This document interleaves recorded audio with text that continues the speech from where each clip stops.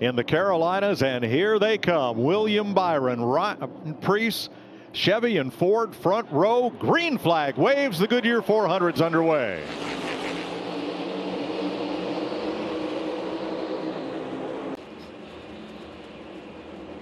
Oh no! Kyle Larson.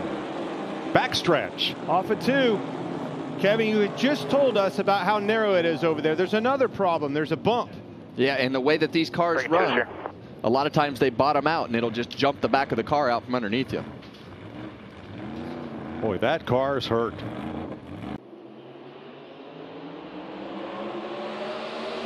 Back to green.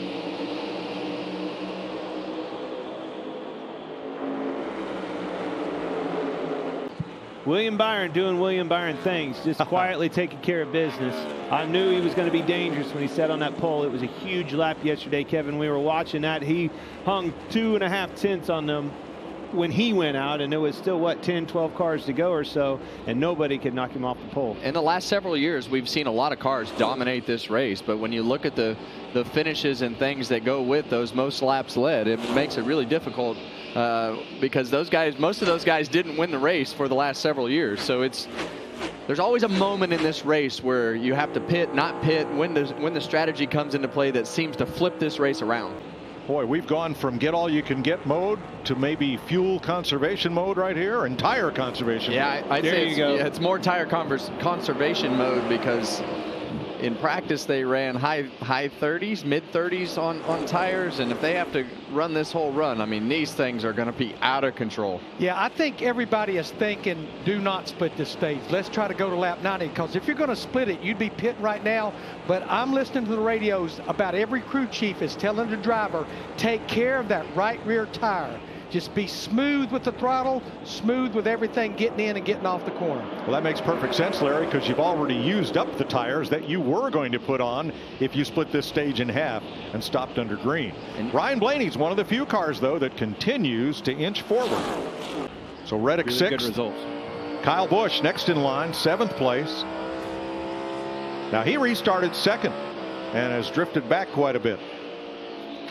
I think a lot of these guys are starting to drift back quite a bit, Kevin. Seeing a lot of guys in trouble. Yeah, and the worst thing that they want to hear is there's 20 laps more to go. You've kind of made your bet at this point as to what your strategy is going to be. And if you're in trouble, your only goal right now is to not get lapped. Because that switch has flipped, and the cars that are bad are really starting to stick out. 77, 77's 2 laps down. He doesn't want to stay in that spot, but he is pinned in. That's a 34.23 on him. 32 second 87, 32.87, 32.53 on Preece and Busch. Are coming fast. And you know how this can be, Clint. When you're that leader, you get raced harder than they'll race the 2nd, 3rd, 4th place cars trying to stay on that. Whoa! There it is. Hocevar is around after contact. Riley Herbst involved there, and we are under caution at lap 83. Destroyed. No steering. Right. 35 cars on the lead lap. Carson Hocevar is 3 laps down as we go back to green to complete stage 1. Go, Cat, go. 3 to go. 2 to go. Here we go. Yeah, and if you're not in the top 10, you try to just take care of your car and your tires right here. If you're in the top 10, you want to get some points. But these moments, as you see them very wide there in the middle of the screen. Those 2 white cars side by side. That's where 10th place is. That's the final stage point right there. And up front, 2nd, 3rd, 4th, almost 3 abreast. 1 to go in stage 1.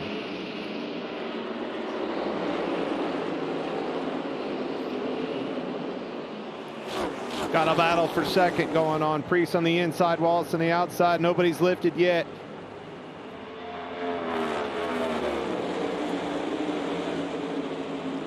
Busch 3 wide. Here we go. Byron will win the stage.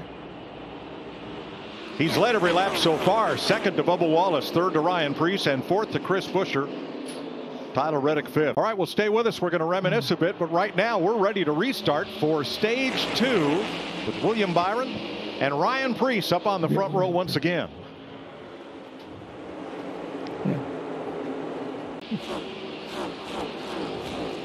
Tyler Reddick now at second, 0.6 of a second behind William Byron. Bubba Wallace to third, Ryan Preece fourth, Ryan Blaney in fifth. And as the boss, that's always a good feeling when you see both of your cars running good. That's when you know you've got your organization put together and the details and dotting the I's and crossing the T's. And we've seen a massive change out of Bubba Wallace and just the way that he approaches everything this year. Tyler Reddick, you know, we thought that he would be in contention today. We've thought that a few times this year as we've gone through some of these races. Hasn't really had the speed, but today he definitely has the speed. William Byron, the only Chevrolet in the top 10. A.J. Allmendinger is 11th, the next one, but Byron has led every lap so far here. But for how long? Tyler Reddick has closed it right up. We saw this at the tail end of that first run. Kevin, it is easy to get complacent, leading this whole race in dominant fashion, never having anybody contest you. No changes, no changes, don't change anything. That car and his mirror's getting bigger. Now right behind Byron Chevrolet and those two Toyotas are 7 Fords. The whole rest of the top 10 are blue ovals. Edsel Ford is here. And you see Ryan Blaney on the inside of Ryan Preece right there. You see the flames come out of the pipe. Ryan just concedes that position right there into turn one. And as we've talked about so many times, the longer they run, usually the closer to the front that 12 car gets. Yep. See Kyle Busch in right there. And as we watch William Byron continue to lead this race and stay out, we assume that he's going to split this stage in half. We saw a lot of this happen at Homestead. And oh, Brad Keselowski around halfway anyway. Keep rolling, keep rolling. No caution. Over here off of 4, I don't know. Possibly, I think he missed pit road. Yeah, I think you're right. Yep. Caution Four tires. does not wave. He's got a right rear flat. Oh, yes. Toe link's bent. He just had come off pit road. He just had left pit road. All right, we're back under green. Chase Elliott had to make a second pit stop in that sequence. Well, exactly what Greg said is what we all love about Darlington. No matter what generation car, driver, whatever you bring, it's the same old Darlington. And you see these restarts as wild as they've ever been, coming up out of that hole, off of turn 2, over the bump, and got to get it sorted out. Get in trouble really quick here. Byron, Logano, Hamlin, Bell, Berry, the top 5. Ryan Blaney has slipped to 6th, and we'll show you why here.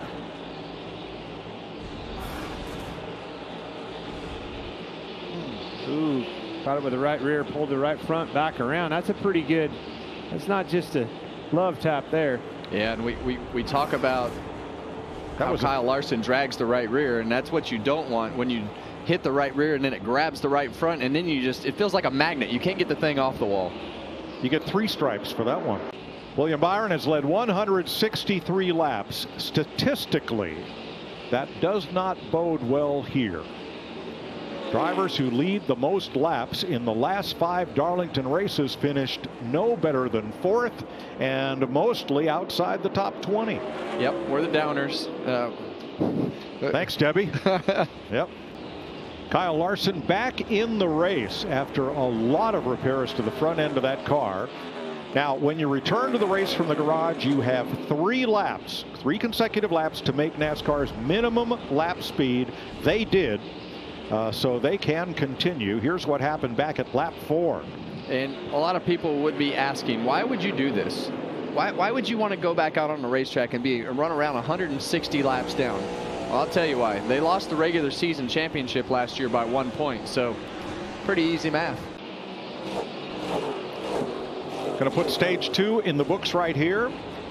William Byron holding on. Cody Ware is going to stay on the tail end of the lead lap.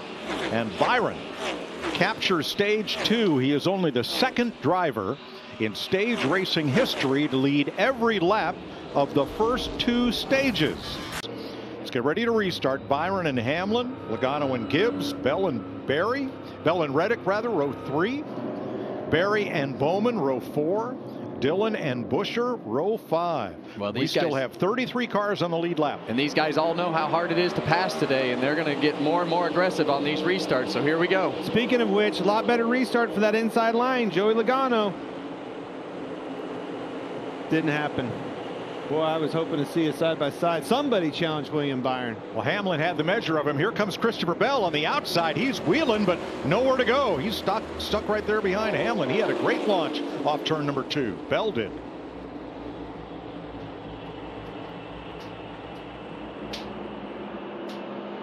He wants more and gets it. Bell to second place. Well, we've seen Christopher Bell's car run really good on the short run. I should say it's run better on the short run than it has the long run. So it's amazing what happens when you get that track position and put yourself. Whoa. Oh, man. Oh, no. Josh Berry in the wall. Both of those cars unloaded off of that bump. I couldn't really see who was on the inside of him, but that's the car that I saw sideways first. Then here, yeah, it's Reddick. Ready for the restart.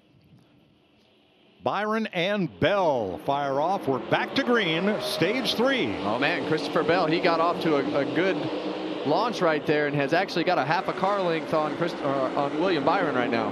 He sure did. He rolled to him. I noticed that he kind of lagged back a little bit and rolled to him. Byron on the outside, drag race off of 2 down this backstretch. Here we go. I mean, William Byron has just been lights out today. Continues to be the class of the field right now. I think that the big challenge that we've seen if these runs go really long is when he gets to the back of the traffic and has a couple of cars that really challenge him, like we saw in that first stage with Christopher Bell and Chase Briscoe. Well, Mike, just like Clint and Kevin were talking about up there in the booth, Rudy Fugo was coaching his driver about the gap that they had and that they could dictate when they wanted to pit, and they had a couple laps to spare. But his car did, just like it did the previous run, got to a certain point and it was extremely loose, and he came on the radio and was very vocal about how loose it was getting each of those laps. Cindric, Gilliland, Ty Dillon are in. Keselowski's in the pit lane.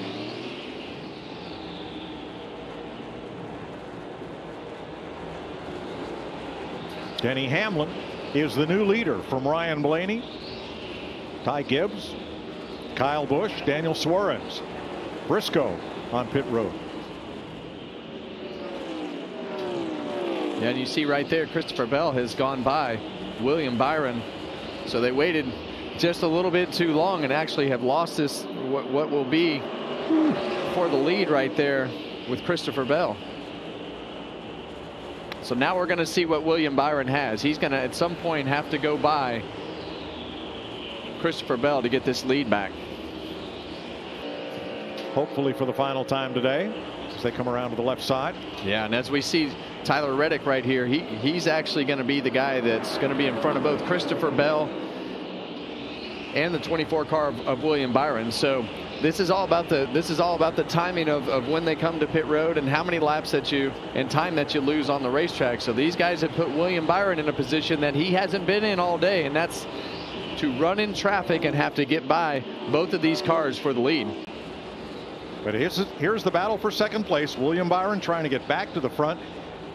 Hasn't had to pass a competitive car today. He's had the lap cars, but well, and you see right there, that's Tyler Reddick's teammate. And Tyler Reddick wants to see as much happen as possible for that 24 car to get as far behind as possible. And the 23 of Bubba Wallace putting himself in front of that car doesn't hurt anything that Tyler Reddick is trying to accomplish. Race is on, 14 to go. Yeah, and it's going to be another second. We're inside of 4 seconds now. And this is exactly what we talked about. Pitting early.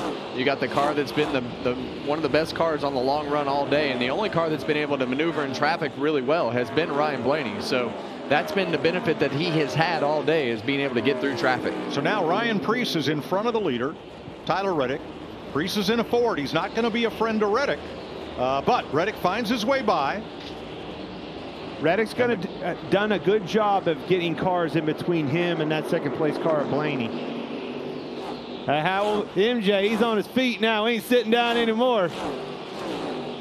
Well, right now he lost another 0.6 of a second on that last lap. So Blaney is just so much better at being able to get through traffic with the way that his car is handling it. And this move right here, when he's able to dive down to the bottom of the racetrack and finish these passes, ride that seam all the way around the corner, he's able to just make quick work of those lap cars.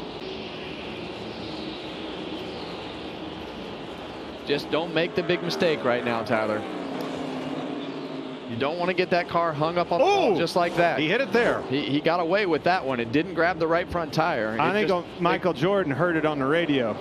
Yeah, he's there, and he's going to go right by when he gets there, I have a feeling. You're going to have to set him up, though. It's a timing thing. Make sure you catch him where you need to, where you can pass. It's not going to be easy. Love that aerial coverage. Here they roll off into the corner. It's that bottom line that he was running where he made all the passes in 3 and 4. Slipped a little bit, didn't he?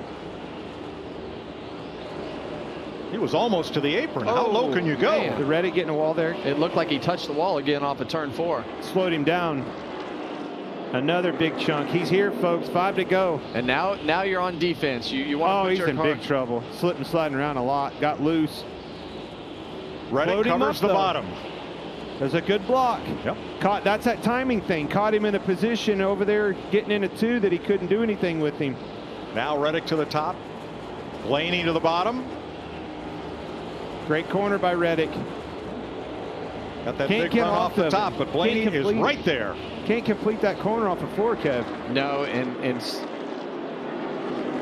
it's like you said earlier, the timing of all this, but he's just got no more rear grip. You can see that 45 card. Whoa, they're touched.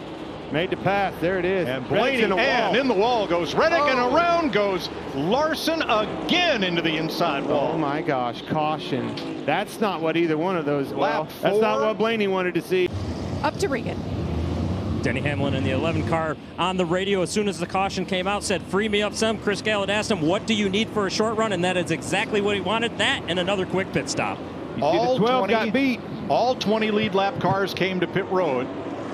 That was Denny Hamlin shooting out first. How about that? That's that pit crew. They were on it. Just covered that 100 laps ago. Hamlin. Here we go. Green, white checker to settle the Goodyear 400. Oh, you see a great restart by Denny Hamlin in that outside lane. Good push by Byron behind him as well. Byron can get clear of Reddick off of 2. Maybe he could put some pressure on him. Still there. Door to door. Bell moves up to 4th. Blaney back to 5th. 3 wide going into the corner. Into turn 3. Bell had a look. Couldn't do it. Byron around the outside. Bounces it off the wall. He's going to come for 2nd place. But Denny Hamlin is long gone at the white flag. Well, Denny Hamlin, they executed that pit stop really well, and now he's been able to take advantage of that with these guys racing behind him and just get a lead that is going to take him to the checkered flag. Unbelievable. Blaney under fire from Chris Buescher. May lose 5th before this is over.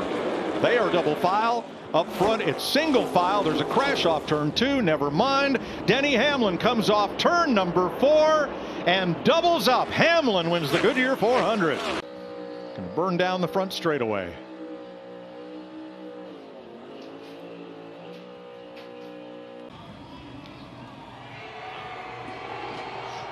What a finish. What a last 10 laps.